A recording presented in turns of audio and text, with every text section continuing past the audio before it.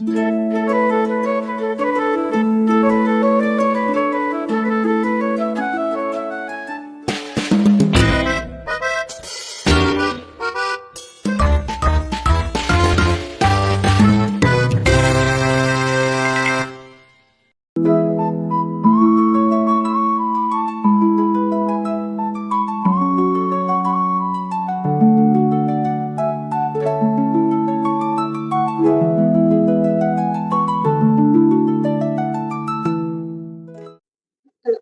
everyone! Welcome back to Pulse, podcast on the floor, always learning and sharing. With me, Hayuki, as your host for this first session. I'm not alone today because sitting right next to me in this cozy floor is my amazing partner. Hi everyone! Saturday here. Yes, we are keeping it casual on the vlog today, but don't care if not. Our discussion will remain highly critical, academic, and professional. That's right. For today's video project, we have two different topics to talk about. In this first half, I'll be the host and Uswatun will be my guest. But can go anywhere because in the second half, we're gonna switch roles. I take over the host seat. Well, Oslo and I will be the guest. Exactly. The casual setup won't diminish the quality of our discourse for today. So, without further ado, let's jump into our first topic, which is talk about the internet.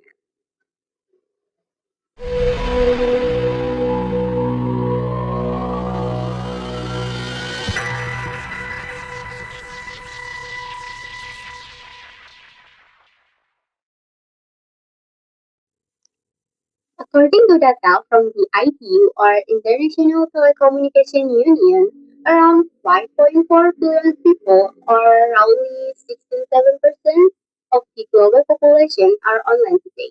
So, from an academic standpoint, how do you see this massive connectivity shaping our education system? That's a solid step to start with, Ivy. The 67% connectivity means information is no longer a luxury. The internet has enabled open education. We can access journals, open source libraries, and global courses instantly. However, we must also critically look at the digital divide. Even though billions are online, the ITU also reflects the author of the world remains unconnected, mostly in developing regions. So, while it reaches knowledge for us, it also creates a massive educational gap for others. Wow, I never thought about the digital divide from that perspective. That is very true. But now, let's talk about those who are connected.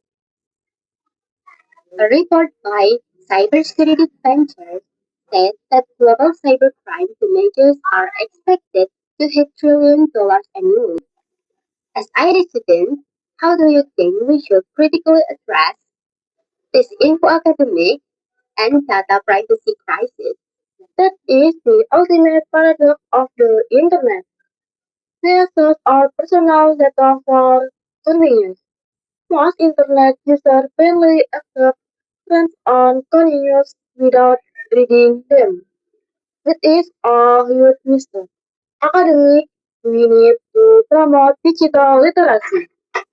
It is not just about learning how to use Google, but understanding data is encryption, how reading phishing them, and real and realizing that once our data is on the internet, it stands there forever. We must become smart digital citizens, not just passive consumers.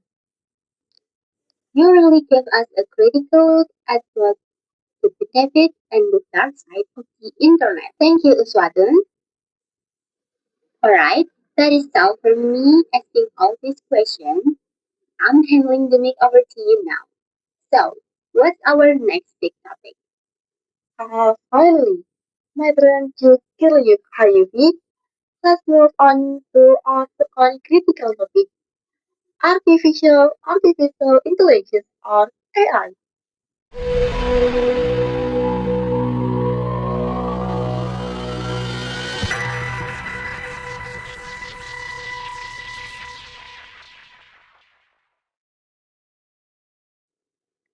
AI is everywhere now. Foremost report by the McKinsey Global Institute estimates that AI would add trillions of dollars to the global economy, but will also force millions of workers to switch occupations by 2030.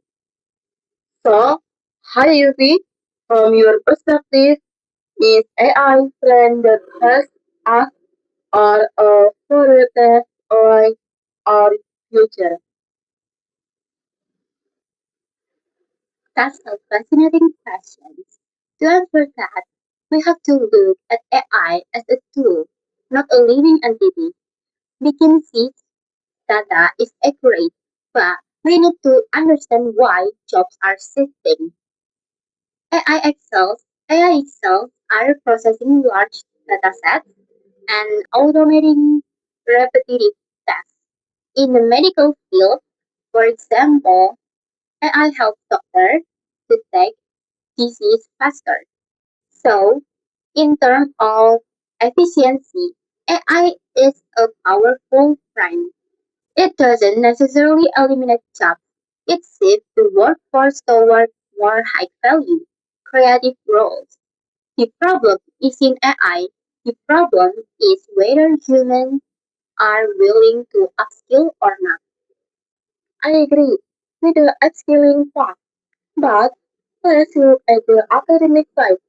Many students now rely, rely too much on generative AI, ChatGPT or Gemini to do their assignments.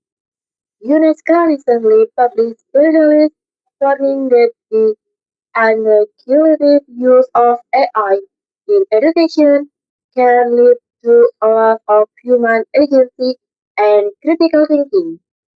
What's your critical take on this academic ethics issue? UNESCO is absolutely right. Generative AI works best on patterns and probabilities from training data, which means AI can make mistakes, or what we call hallucinations. AI doesn't actually think or understand ethics. If students just copy paste from AI, they are training their brains to stop thinking critically. Academically, we must treat AI as a co-pilot, not the actual pilot.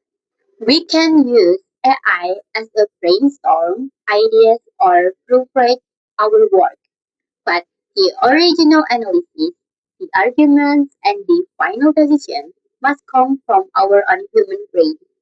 We have to keep our unique critical thinking sharp because that is something AI can replicate. Wow, perfectly said, Hayubi. Technology is a dead servant that obeys Mesa. It all depends on human responsibility. Well, I well, I think we have covered both topics thoroughly and critically today. That brings us to the end of our podcast episode. Yes, thank you so much everyone for listening to Pulse. We hope this discussion provides useful academic insight for all of you. And, of course, fulfill our project requirements successfully. Thank you and see See you you next next time. time. Bye Bye. bye.